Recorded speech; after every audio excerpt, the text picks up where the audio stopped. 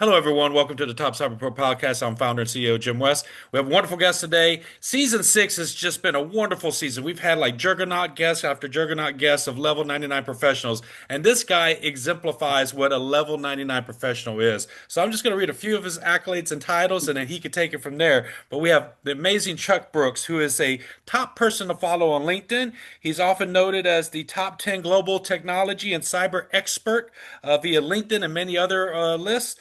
He is a Forbes contributing writer, regular contributor for Forbes, and he's an author as well. We'll be definitely talking about his book. He's a professor, an advisor. He's been a two-time presidential appointee advisor for two presidents, which we'll also get into in a bit. But without further ado, welcome the great level 99 expert, Chuck Brooks. Thank you for having me. It's great to be here, and thank you for the nice introduction. Well, Chuck, you've been in cyber and IT for like a really long time and such a distinguished career. So let's just get right into the meat of it. Is what is the things that you are working on today? Because I know we're going to go back a little bit of history, but for right Okay, now, sure, what is sure. Chuck Brooks focused on today, these days? Well, it's really, I think, transformed in the last couple of years because of the emerging technologies coming online. So, what I'm really focused on mostly right now is the convergence of these technologies, artificial intelligence, quantum computing, 5Gs, and others, and how they relate to our security.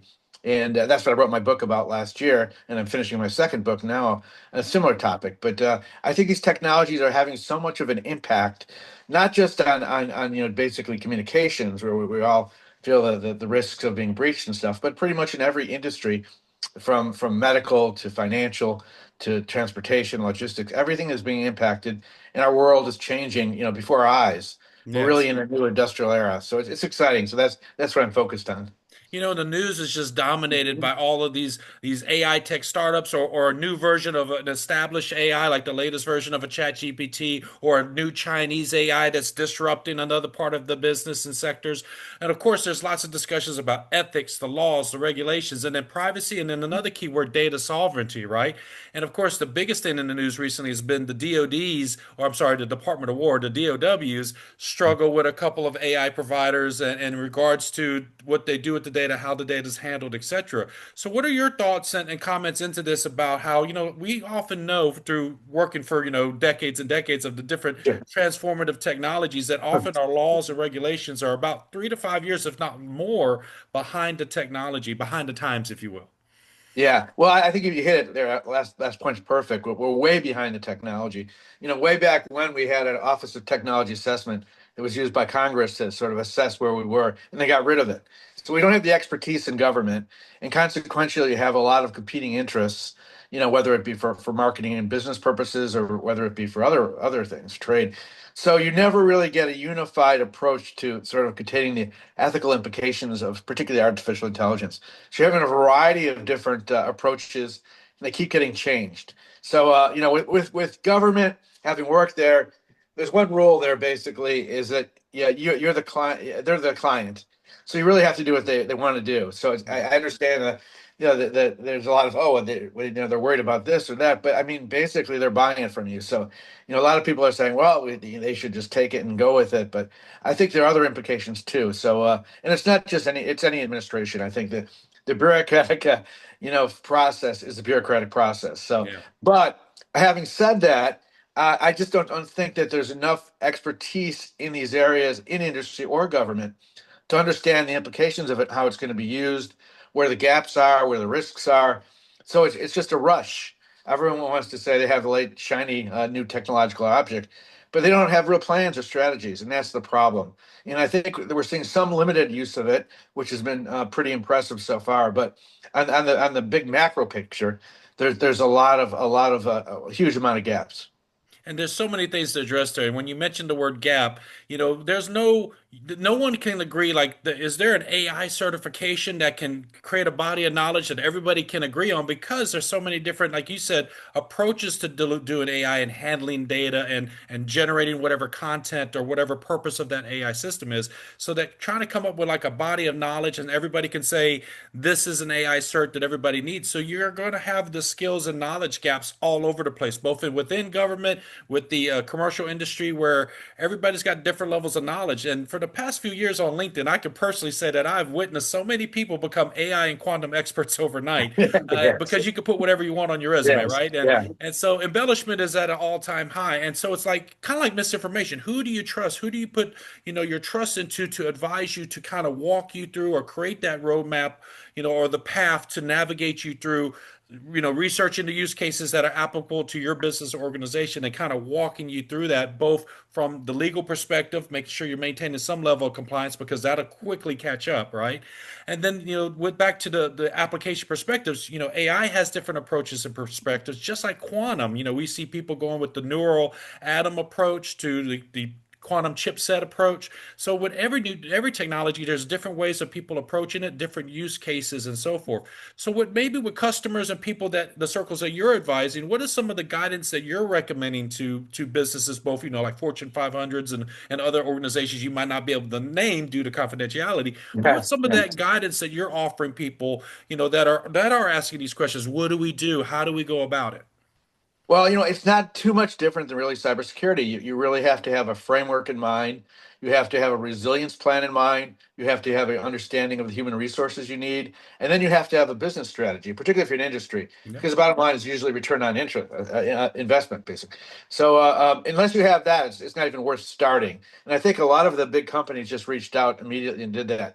Now, having said that, there's been a lot of effort, from academic institutions around the country and the world, think tanks, some interesting publications, and there's a lot of good expertise still on LinkedIn. If you could sort of distill and see who are the really good people are out there, it's pretty easy to find them Hmm. just by the content they put out and how accurate it is. But if you're watching it, you said exactly right. You take any of those topics like quantum.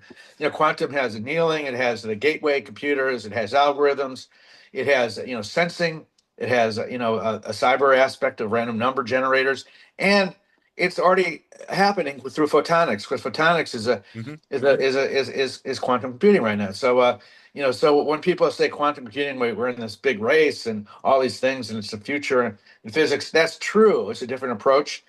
But just like everything else, just like artificial intelligence, there's a variety of applications and elements and types and approaches to it. Now, with AI, the real issue is these large language models and data sets. What's the accuracy of them? Are they poisoned? How it's done? So, I mean, you mentioned earlier that the fact that which platforms to use, and I think the fun thing that for anyone just starting out is to try and test them all. Hmm. There's a lot of introductory opportunities. We don't cost anything, and you can see the application because everyone has different purpose for them. And there are actually a few sort of aggregators and assimilate, and integrators of these apply multiple platforms for things. But most people don't need all that. They Yeah. really use it for basically just organizing thoughts, doing it for research, search engines. It's really advanced search engine for most people, and so I think we have to watch it, and really where I think the big impact is coming. It's used to be more of a generative AI where you have to create all these prompts. It's moved down to agentic AI Hmm. where it's actually has the expertise out there that brings it to you. And that's where the changes are happening right now. And that's where the big growth is with a lot of the companies looking to see, okay, well, how do we get the right persona of their customers, the right persona of the experts? How do we distill all this information at once and get a really good vision of what we need, where we need to go, and how we need to do it? And that's where I think you have the utility in this. I usually tell people, especially when it comes to AI, is, some people are fearful for, oh, it's going to take our jobs, it's going to diminish economies. And I tell people, regardless of the doomsday, it is a tool that you should learn to leverage because every job, imagine, 10, maybe 15, 20 years ago, the thought of having a computer for every job within an organization, a company was not something we thought about. Only certain people needed computers on their desk and so forth. But now we're in a day and age where people are using their phones, laptops, sometimes desktop computers. Sometimes you got two or three computers for your role, and there's a computer in your hand 24 hours a day, just about just with your mobile phone. But now every job touches a computer or computer system on the planet, unless you're working in just I mean, even if you're a food delivery person, you're still using your phone to track the orders, follow the GPS to deliver the food and to still do that database back end. But one of the concerns I know a lot of people have is just that about learning about the technology. Some people fearful to learn new things, but that's always been how disruptive technology has worked. Back when robotics was a thing in the automotive industry, but people then adapted and we transformed in certain industries, and so this will be another transformative time.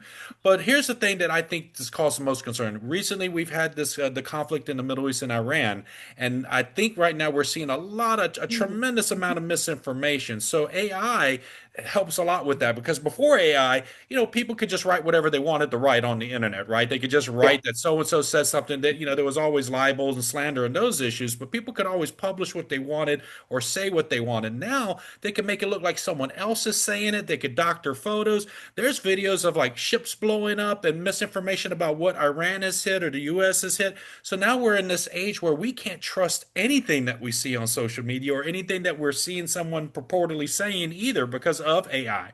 What are your thoughts on how people should be addressing these things? Like, how do we can discern for what's real and what's AI in this day and age? Yeah, we're in a world of deep fakes, and it's getting more advanced every day. And it's great. Anyone can take a tool and create basically a visual that looks real. And you're right. It's the only way you can really do that to know what's real and what isn't real is to know the sources of it. So I mean, you have to go to the right. I mean, if you're following CENTCOM or something like that, they're not going to put out something that's false because Yeah, they know that people are going to basically grill them on it. So you follow the authorities on those, and they're pretty straight there. They'll admit when there's a problem or a plane goes down. But in this case, I mean, the sensationalism, particularly from those supporting the Iranian regime, is really way out of whack because I mean they're getting clobbered. I mean there's no air defense. It's just targets. yeah, So it's whether it's the regime change or something else, that's a different issue. But so you could look at things. You have to look at it in real perspective, of where the sources are, and then you really have to do it. I mean, I think really what was going to happen eventually is there needs to be some sort of watermark or identity put into the internet because we can't really tell what's real and what's not real in a lot of different things, and mhm, it's already happening in politics. It's been happening for years. It's happening in marketing. Marketing was they were the masters of it. yeah, They make everything look good, change the everything from the ratings to whatever. So we don't know what's real out there, and so I think you need some sort of specialized, and I think it'll eventually go there a truth version of the internet, which will yeah, have to verify with the source and the reality and stuff like that. But it's very difficult because people, could be slandered and make up stuff. The Epstein files is a whole big thing, just yeah. like that. I mean, everyone every day, 50 different people pop up and say, they're in it. It's crazy. It's Yeah. craziness, and the And of people course, the believe it. geopolitical experts sitting in their living rooms are come out the woodwork, right? Um, Yes, so let's take a step back from that because we don't want to go down a political quagmire of yes, discussions in yeah, tech, yeah. because tech does have an impact on politics and On geopolitics. But let's everything. yeah, let's go back to you are a two-time presidential appointee by two presidents you worked with. Ronald Reagan, again gone too soon, wonderful president in our country's history, and of course George W. Bush. Could you share a little bit of the story about how did it feel? I mean, what a tremendous honor, right? It was amazing, and my first experience with President Reagan was really an exceptional one because I just came to Washington. I graduated University of Chicago in international relations and came out here with an internship, and I was fortunate enough, which is the way things happen, to meet retired head of Defense Intelligence Agency, former Deputy Director of the CIA, General Danny Graham, and he took me on he mentored me. Mhm. And basically, I started writing for him on stuff and doing things. He said, "Well, do you want to work in administration?" I said, "I'd love to." And so he brought me actually to meet the president. So I met, it was a different time like that. Security, even before Reagan was shot the Yeah, first time, was pretty lenient. And I got to go to the Oval Office, walk around. I didn't want to walk around the White House. yeah, And, it was just really lenient. But I got to meet him, a really nice person. Met him several times there afterwards. Really a kind person, treated everyone really well. hmm From the lowest person on the ladder to the highest, all the same. So I really was impressed with him. And I got appointed to Voice of America, and this was early part of the Cold War, or hmm actually the later part of the Cold War. And we were, transmitting messages to, basically by shortwave and other things because we didn't have the internet back then. yeah, And so it was a different world. And he led to the crash of the former Soviet Union. And it was great to be part of that. And yeah, then the second time, I had been working for almost a decade on the Hill for the late Senator Arnold Specter. from Pennsylvania doing technology issues and national security issues. And I got a call and said, "Would you want to be part of a startup?" And the startup was the Department of Homeland Security. And so I was one of the first, a few hundred people over there called a plank holder. And I went over there and we were working out of a warehouse and stuff. And it was really interesting. And they asked me, what area do I want to be in? This was with, as a Schedule C for President Bush, who also was a really nice, kind person and treated everyone well too, which is two of the things I really liked about both of them. And I ended up doing the Department of Homeland Security, helping set up the Science and Technology Directorate, and that's where I got really involved in my cyber world, but on everything, from tech, every kind of technology, because we were dealing with the national labs, we were dealing with all the experts out there, biological warfare, everything, and so it was just, I just got engulfed in it, and it really led into my, to what I am today, the desire to keep, going with these emerging technologies, which were just basically, looking in the future back then, but now we're inundated with them. We're living the times, right? We're living in the So time. this is one of my favorite questions of all my guests. So, if we could go back in time to your day one story, the day one where you made the decision that, hey, I want to do cyber. This is going to be the rest of my life and career dedicated, to this. What's the story there? If there is one you could share with us. Yeah, no, that was really actually also at DHS back in I think it was in 2004, 2005. And cyber again was nascent. And so I had met some of the cyber people that were working on this. It originally came out of a lab in Xerox with DARPA and Vint Cerf and others. And I started learning about it. And I just had a, feeling. And this was also the early part of LinkedIn. So the Okay. internet. So I was seeing that this is where everything's going, and I need to be understanding of that. So I immersed myself into the computer science part of it, during learning from all the experts, doing all this, and really took that on. Is one of the things I could, because I could never really be a biological expert. I mean, never Mhm. really. It took Okay. too much science, and and these people were great. I mean, there were the one thing you could say about these experts that we're dealing with and stuff like that. They're in their own lanes. They're just really, really.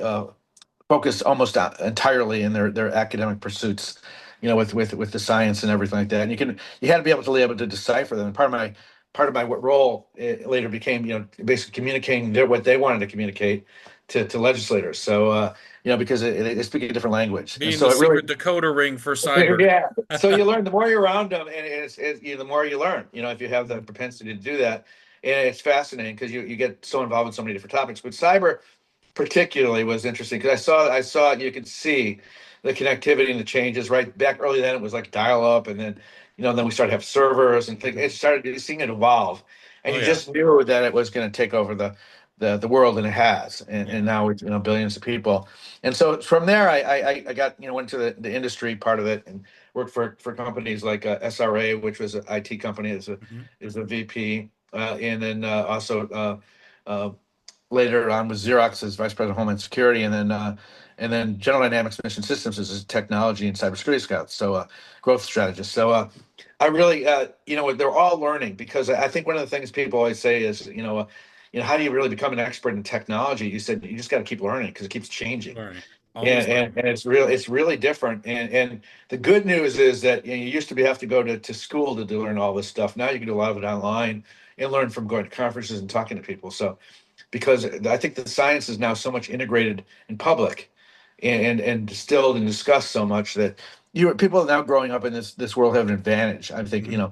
and you're saying, I think the next generations that are growing up on these devices, eventually will be implanted in our brains. But right now Yeah. they're absorbing all this stuff, right? And so the whole way of learning is different, and I think you have the capacity to learn things much quicker. You don't have to go to a library and pull out a card or book. I mean, you can get everything you want on a topic now, particularly with AI platforms, and really organize it in your mind and learn. It's kind of like Isaac Newton famous. He said, if I've seen further, it's because I stood on the shoulders of giants. And with technology being the great equalizer, I think Mo Godot was on several clips on the internet talking about how AI gives that, like if you just get 20 IQ points, to all of society and humanity what that does, right? And then if you add another 50, 60, and eventually hundreds of IQ points with, AI, it's just a great equalizer, right? And eventually he went on to say we're all just going to be peasants, I think, to all these We AI are. systems from an intelligence perspective. One of the second question I have for you is obviously along such an esteemed, distinguished career as yours, and you're still actively working, so it's not Oh like that yeah, yeah. honorary Oscar. But the goal of this question is they've had to have been great coworkers, colleagues, managers, directors, or even other professionals that you admired and respected and looked up to that had a positive impact along your career and journey from your early days to today. And so the goal of this question is kind of like that Oscar acceptance speech. I already know you're not going to have enough time to name all the names Yeah. that had a positive impact, but the goal of this question is to shine a light on a few names that you could think of that, hey, they've had a tremendous impact on me. Without them, I might not be where I am today. Yeah, well, there's a lot there, but I'll just go with the more of the later ones. I mentioned General Danny Graham, but another one that was when I was first at Department of Homeland Security Undersecretary for Science and Technology, Chuck McQuarrie. He ran Bell Labs, and his insights and his wisdom and from the industry, because he wasn't a government person, was really sort of got me really interested in a lot. And I didn't know what Bell Labs really did back then. Now I do. And then the second undersecretary I had too, which is Admiral Jay Cohn, who ran all the Navy research for 10 years and was a submariner, an MIT graduate, a Naval Academy guy, just brilliant off the charts and a really nice guy. I've stayed in touch with him, over the years. And he's really a technologist from a practical viewpoint taking the military perspective and bringing it to the civilian. That really helped me and engage the area. And then, I think there's just a lot of other ones that I just, there's been several congressmen that are pretty interesting. I've traveled with Congressman Kurt Weldon overseas to Kazakhstan at the World Economic Forum and spoke on emerging technologies for disaster response. And his dedication to the firefighters is something I've always, really said this is a guy that created the fire caucus, the largest caucus in Congress, and he's a fireman. I'm not a fireman, but I think the passion for people have bring the issues also, wears on me in a good way. And so I think of him as also one of those kind of people that, is a game changer because he makes things happen. All these people are game changers. And so, and then a lot of people now in my current roles of academics, and there are a lot of people along the way in the companies too. But I like the mixture of academics and media and in industry and government. So it's fun to get the sort of the best of all of them. You mentioned media, and so that serves me up right on my next question here. It takes a lot of drive and initiative to write anything, but you are a regular writer and contributor to Forbes. So can you speak a little bit about some of the articles that you've written, some of the articles you got currently out there and of course, folks, I'm going to Sure. have a link to his Yeah. website and to some of his articles in the description below. But can you speak about some of the topics you've been covering for the past Yeah, years? the primary the things we've been talking about a bit, but from their perspectives, artificial intelligence, how it's transforming how we're living today, but also classical computing versus neuromorphic computing, what's happening there, how a lot of futuristic stuff, space.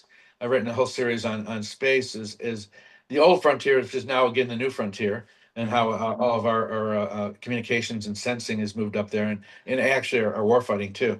So those are some of the topics, but I mean, I really pretty much even wrote a couple on the search for extraterrestrial intelligence using, Okay. telescopes and stuff with now with AI. There's really no topics that anything with technology and cybersecurity, and off of a lot of stuff with small business and cybersecurity. I permeate it with every other article of cybersecurity, but it mixed in with the emerging technologies. And I also write for GovCon Wire for SkyTop TV. I have a program called Intelligence Briefing. It's on 13 streaming channels where I talk to a lot of former intelligence people and talk about the current trends and what they've learned, etc. And then also Security Information Watch and Homeland Security Today, where I'm visiting editor. So I keep busy. You're right. I write a Yeah. lot, and I think it helps being an insomniac because that's when I do most of my writing. So, speaking of writing, you're also a published author, and your recent publication, I'm going to pull up the page so I can make sure I get this title right. It's Yeah. Inside Cyber: How AI, 5G, IoT, and quantum computing will transform privacy and our security. So, you published this at the Yeah. end, I believe, Yeah. of 2024. Can we Yeah. talk about what is the why behind the book? Oh, thank you for Why showing. behind the book was really. it emanated from my course I was teaching at Georgetown University, and still am teaching, and I wrote the course. I wrote it 5 years ago, and I realized that everything I've written would obsolete, obsolete everything I talked about these topics because they've changed so quickly. So I did research into it, and I put it into a book. And I was looking and said, okay, this was a written last year. This is what the landscape I was to show that the landscape was changing. I wanted to delve into each of these topics, particularly AI and particularly quantum, because we have to prepare. And I wanted to make it readable for the layperson, to be able to say, okay, here's what you need to do from a cybersecurity perspective to understand what's happening, how to protect yourself. And I went into that, into IoT, into 5G, talked about some of the real risks with privacy and data sovereignty, all those Yeah. things, and wanted to make it sort of a not a textbook, but something that could be used at least for a couple years. And that's why I'm writing a new one because already some of the things I have in here have been surpassed. So although I did get into some of the more advanced stuff in AI, but it just changes so quick. But this has really helped me sort of stay focused too. And it was the first my book I wrote, so it was really enjoyable by Wiley. And I go to conferences all over the world, and people have read the book. So I just came back from Singapore, and I went to a cyber week there, and people have the book. So it's fun to see that too, and the reading and following you. Awesome. And you already mentioned you're already working on another book. Could you give us a little bit of insider scoop on what the book is, the title, or what it's Yeah, the focused on? book is really it's a follow-on book to this, but it's Okay. really more looking at the emerging technologies in different aspects, including the cyber, but really how they're more going to be impacting finance, healthcare, research and development, space travel, and how the governments need and there's a lot on regulatory, like you were talking earlier, Mhm. compliance and regulatory issues and ethical issues that we have to now confront because whether we like it or not, we're in this era, and if we don't get control of what we're doing, Yeah. it's going to be very difficult. And It's hard to put the that book genie is back in more the focused bottle. on really, yeah, really saying, okay, here's what you need to know. Start doing it and start looking at it. And then the second book is here's some of the applications you need to really now focus on now that it's evolved and now that where it's here. Just in a year or two, things have changed so much, and that's what I'm saying with technology. It's you constantly have to be catching up. You can never stop reading. Well, thank you so much for taking that initiative and having the drive and passion to put together a book and provide that for industry. Because again, it's not an easy thing. A lot of people think, everybody has an idea for a book. When you actually have to start, putting the pen to paper or the fingers to the keyboard, it becomes a very grueling and daunting task. I forget You're the right. person that is attributed to the quote. Some say it's Hemingway, some say it's another author, but he says the only thing you got to do to write is just sit at a keyboard and bleed, or sit at a Yes. typewriter and bleed, and that's how it Yes. feels like sometimes. Chuck, this is a part of the podcast where I have a little bit of fun with my guests. It's what I call my Sure. moment of levity. So we kind of take a time out from the tech talk for a moment, and it's just some rapid fire questions. It's just for fun, no right or wrong answer, just Okay. whatever Cool. pops in your head. So we're gonna start off with an easy one: cake or pie? Um, I'm a chocolate cake person. I love Okay, chocolate cake. chocolate cake, cold or hot chocolate cake? Um, Cold. Cold chocolate cake. Staying on the food, is a hot dog a sandwich? It can be if you add the right things. I like the possibilities there, so it can be. Okay, you heard it from Yeah. Chuck there. This was going to split the room of all the IT pros I've ever talked to. So, Star Wars or Star Trek? I like Star Trek. I mean, I go back to the originals, William Shatner and stuff when I was growing up, and Leonard I Nimoy? like the vision about it. It wasn't so much the special effects back then, which were really amateurish, but Yeah, it was really more the themes. yeah. I love that.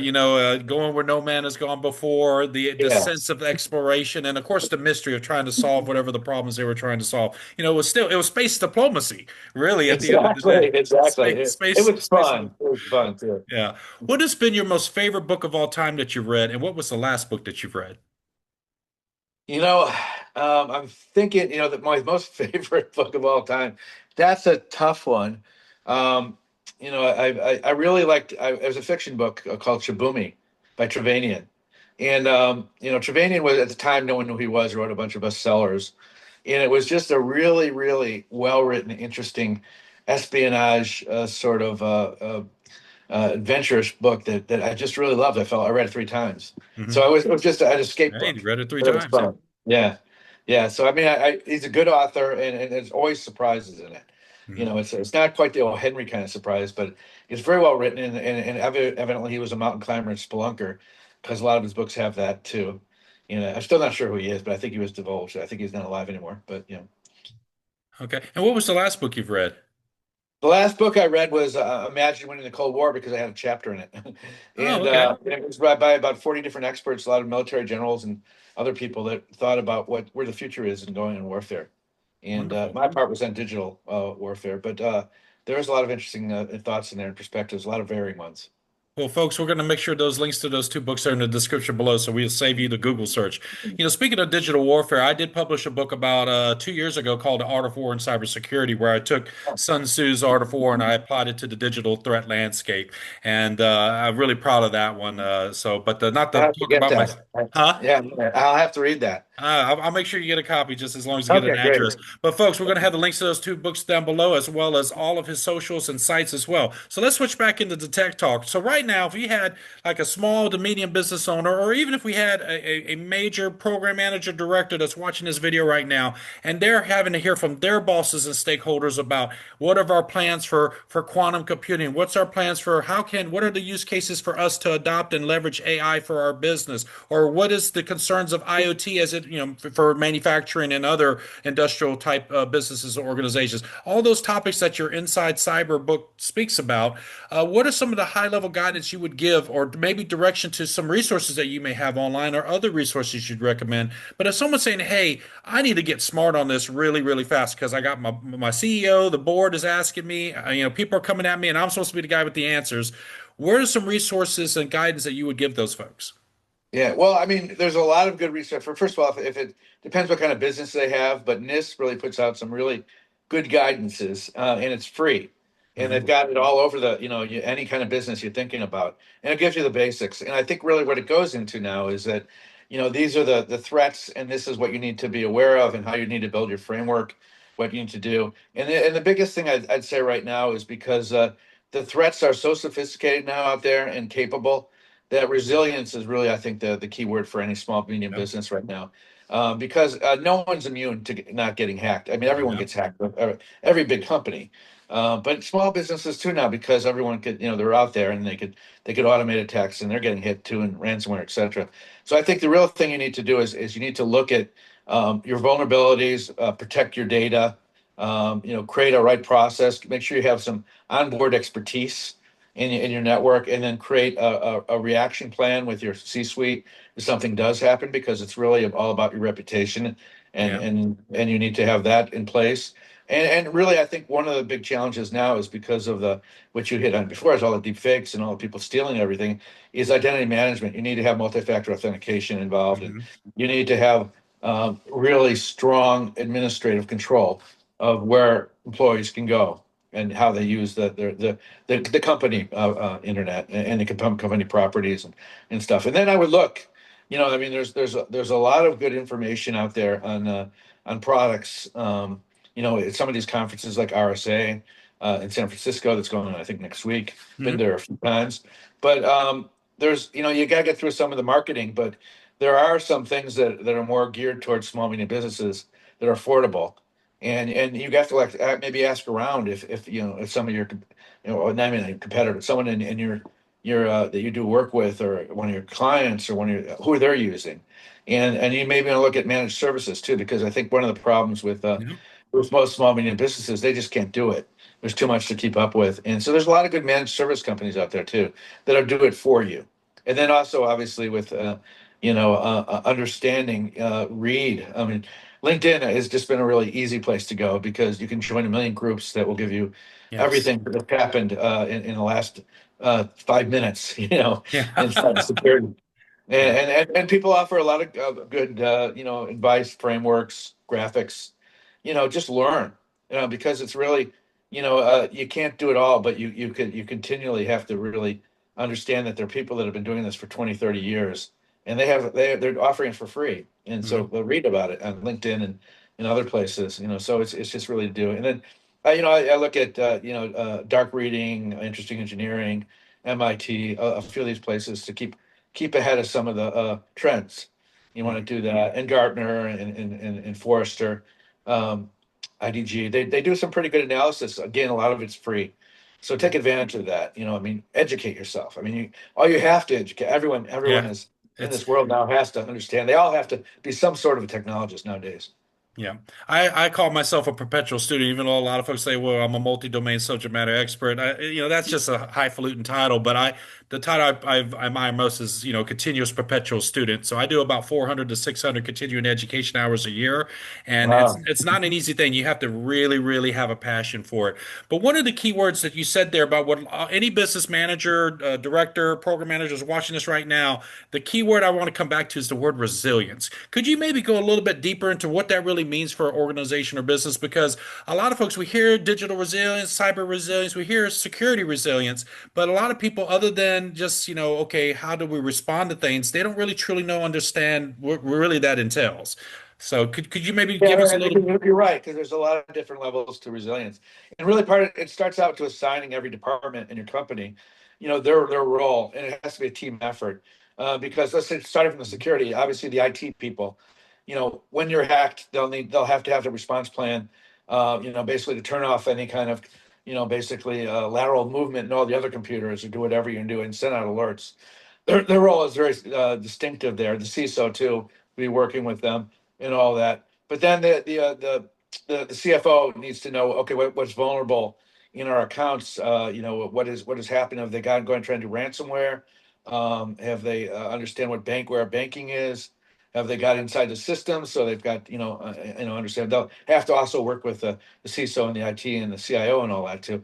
And then Mhm, you have to have basically the leadership of the C-suite. Have someone in place that can be the spokesperson for the company. Because if you're a public company, in particular, mhm. your stock will be affected. But if you're not, 45, 50% of small businesses go out of business Yep. because they can't recuperate.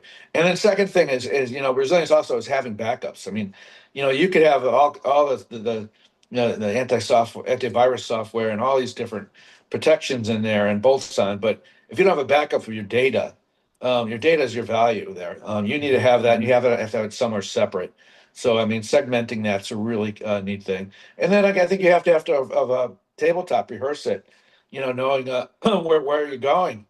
And have to have your legal firm involved too.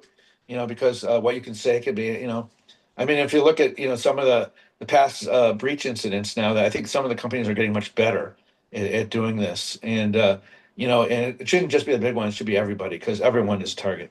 Mhm. Well, one of the things I advise a lot of folks is resiliency is starts with the preparedness because you got to prepare for it. Ounce of prevention is worth a pound of cure. And then even during it, everybody has to have their operating procedure, their TTPs, they're basically the checklist that they got to immediately go to and start running to kind of contain or stop the bleeding. And like you mentioned, the lateral movement is very devastating. And of course, what you do after you've got the fires put out, the bleeding to stop, you got to have the public relations, the legal team involved, and but it's something that everybody in the organization is part of. They have a stake in all of those processes from beginning to end. And that's the thing a lot of people miss. They sometimes, the IT team is doing the tabletop drills, the cyber team's doing it, the network admins, the system admins, but then you're missing, like I said, you mentioned public relations, the legal team, when you have to go and make those statements to the press or publish them online, they have to be carefully written and worded because you want to also, one, protect your company's reputation, which is everything in business, protecting the reputation, protecting ultimately the stock price if you're publicly traded, but more so protecting your customers, any downstream liabilities and potential upstream liabilities if you are beholden to compliancy standards or regulations. So, oh my goodness, there's so much wrapped into that. Yeah. But the thing with resiliency, one of the things I want to kind of plug is the FBI recently launched a cyber campaign called Operation Winter Shield, which I'll have a link to it below, which is advising, I think it's 10 different actions they want business to at least to read through and consider and review for themselves. Not that they got to follow all of them, but a lot of good tips and things and guidance for businesses. So another resource that's publicly available, I'll have a link down there for anyone that's interested in reading more about that. So, Chuck, let's talk now about your current business and operation and what are the great things you're doing to take care of customers and organizations globally? Can you talk a little bit about your business and what's the primary goals and what is the key things that you do to protect the organizations? Sure. I'm actually, like I said, I'm actually busier than I was doing one full-time job back through most of my career working for companies or in government. I'm doing a variety of things. I do the consulting, which is that, and I usually work with others too, because you have to bring in additional levels of expertise in a lot of these things. I'm in a group called Diversified Consulting Group, where I have a former chief architect of the CIA is one of the partners, and so he brings a different perspective of different things, and we also have sales and the business in there too. I'm working on a group which is just starting next week called One World for Life, which is for the first responders, which I said earlier. And my job is to really create a vehicle for them to basically commercialize and understand various technologies that may be beneficial to first responders around the world. You know, everything from satellite sensing to medical treatments to Hmm, communications, all that stuff. So that's coming online pretty quick. And I'm doing about awesome. a whole lot of different things like that. I also do I'm constantly contacted by companies to do influence campaigns, and I do a lot of them if I think they're the right company. And I've been doing them for some quantum. I've been doing it from big companies like Mastercard and others too, and whole series of them. But so they're sort of fun because every time I do one of those, I have to learn their products, right?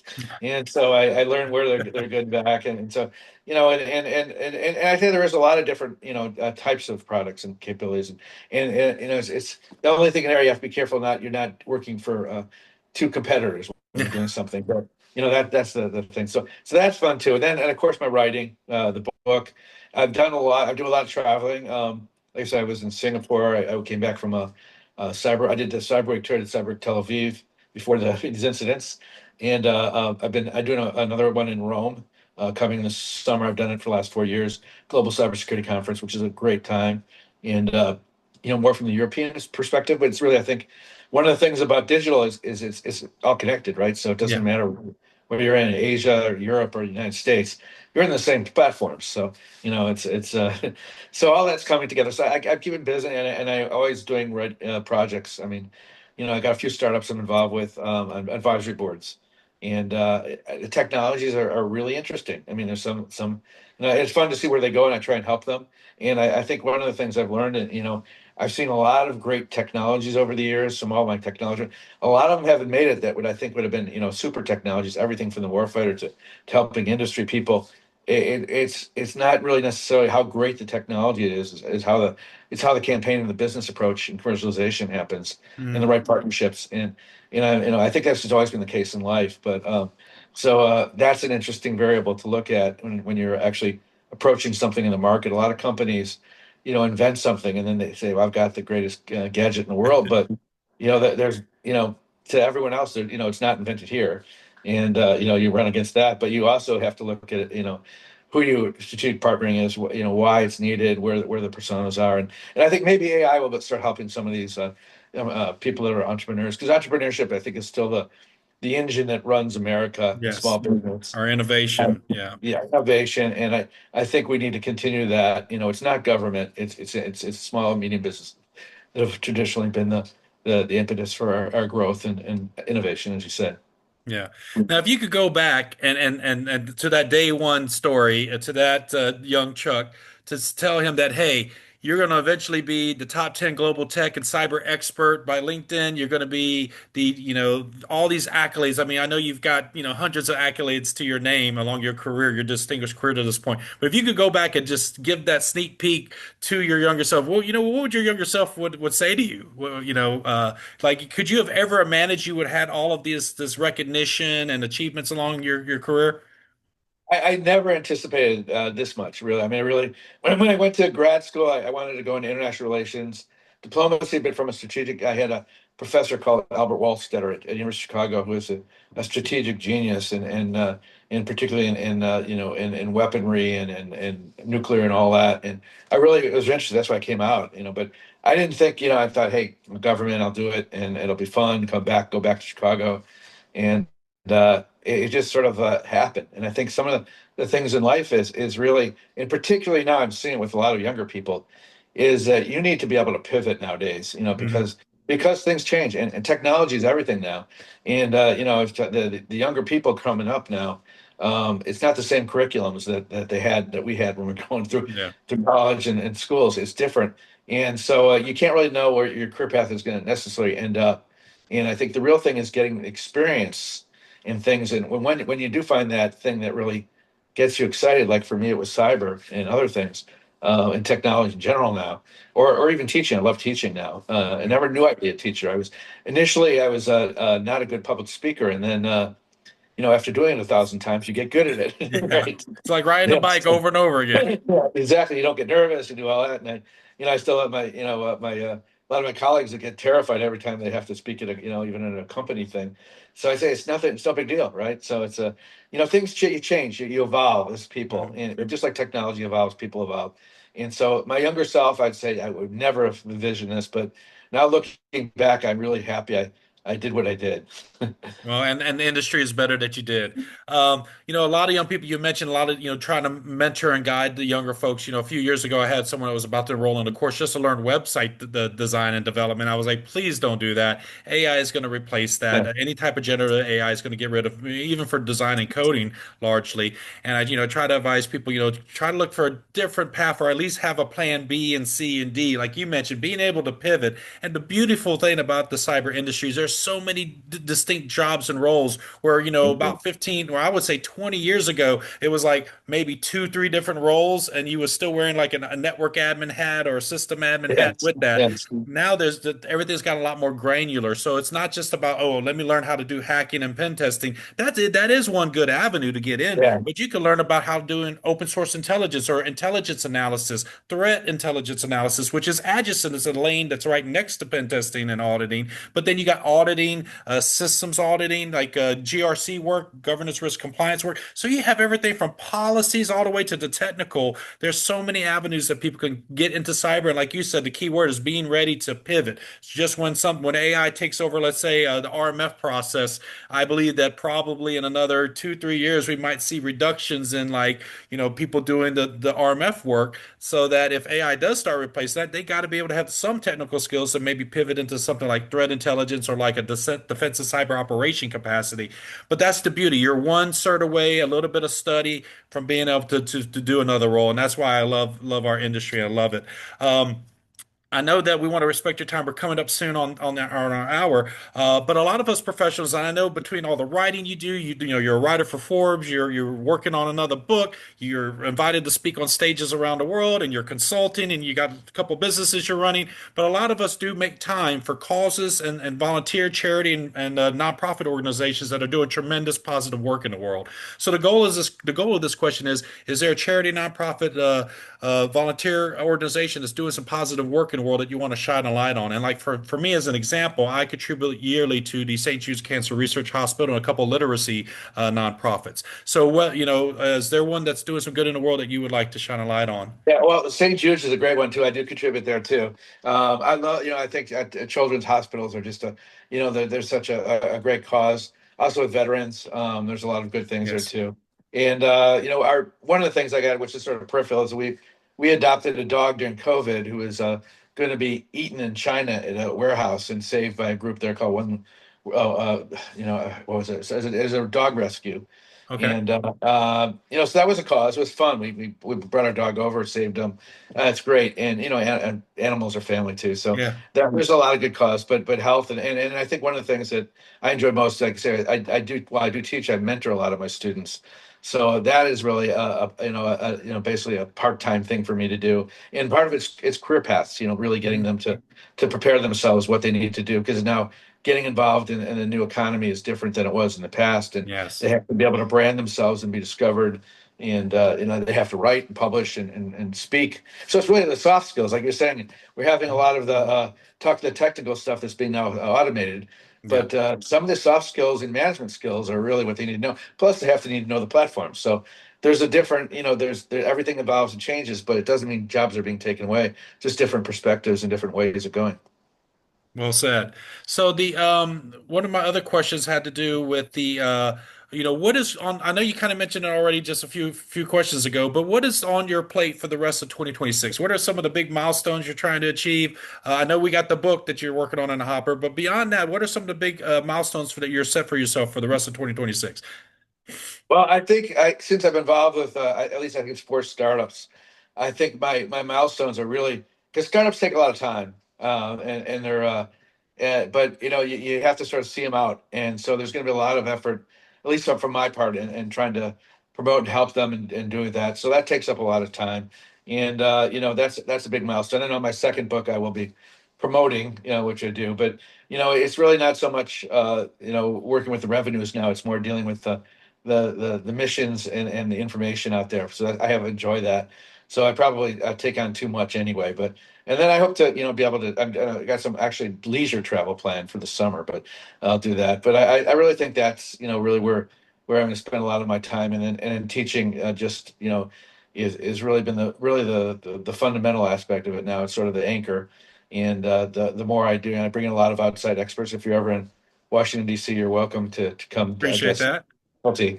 So I think those kind of things, and then I don't know what's in the pipeline. Every day, someone's Every day something can always get on the yeah, plate. someone approaches me. I mean, there are a lot of sort of not-for-profit, technology organizations I'm involved in too, and luckily they're not taking up too much time. But it's really a lot of that to advisory roles, and Mhm. so the advisory roles are good if you can make the time. It's not for everybody. It's like you say, you have to have our kind of personalities and drive to do this, but it keeps us going. It keeps us young.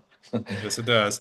So, Chuck, we're coming up on our time, and I'm so grateful for the time you've given us on the podcast today. We're going to have all of his socials and any other sites as he's going to give me. I'm just going to copy paste whatever Chuck gives me. It's going to be in the description below. So, folks, please take a minute, pause this video, and check out all these links, particularly for the nonprofit. If you can find the nonprofit that helped you rescue the dog from No China, dogs left behind.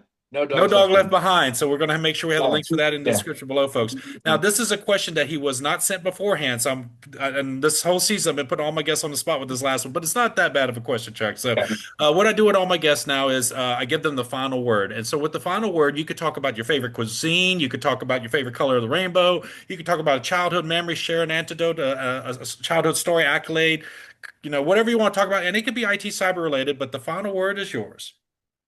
Yeah, you mentioned another topic of interest, which is culinary, and I wasn't always, but I became a foodie. My father was in the wholesale food business in Chicago, but when I got married, my wife's brother-in-law was basically a chef at Gramercy Tavern in New York, and then the culinary director of Shake Shack, and she is a foodie. So we've been really, Did you say uh, Shake Shack? yeah, he was a culinary.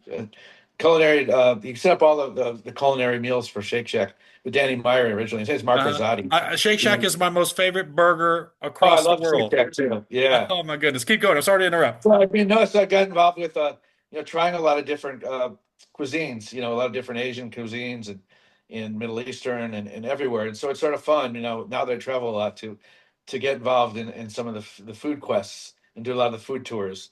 And I just did one last year in Rome that was incredible. With it makes it interesting because food has played a big role in our history, and it's fun. It's sort of a unifying thing. And so there's always some new restaurant to look forward to too, which is fun. Although I do like American food too, at Mhm. Shake Shack. Shake Shack. Well, that's been the final word. Bruce, thank you so much for being on the Top Cyber Pro podcast. My pleasure. Thank you for having me.